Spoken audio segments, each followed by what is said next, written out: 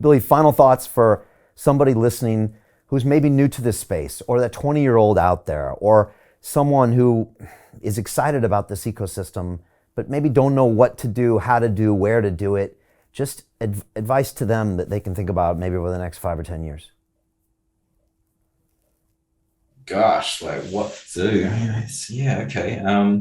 Well, I mean, it's a pretty standard thing. Is like by the time over the next 10 years, like the jobs are going to change completely. I think that there's not a lot of value to training for some set future. It's really about a learning journey. Um, and I mean, shows like the internet, there's so much great stuff out there. It really depends on where your passion to learn is. Figure that out and just learn. Like to be successful, you just gotta have skills that very few people have. And so every person is unique. Everyone has different interests. You can forge that. So a lot of it is, I think, be yourself to the most. Like learn the stuff that are most geared to what you want to do. Absolutely different from what our parents told us, who were lived in an industrial age where they had to conform to an industrial machine. Do the opposite to that. Be creative, creative if you're learning that stuff. And if you get really into it and get good at it, there's always success on the other end of that.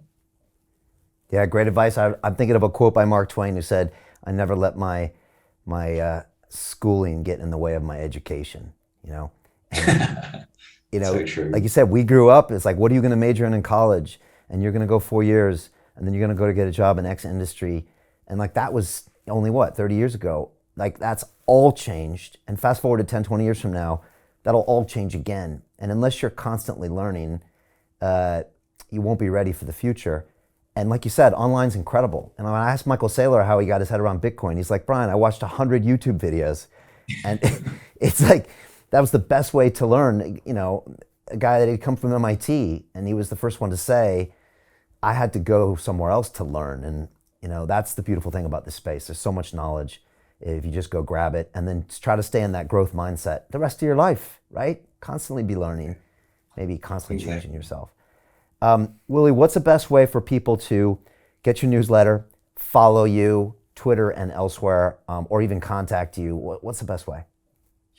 Yeah, Twitter's pretty much the best. Just follow me on Woonomic, Woo, Woonomic.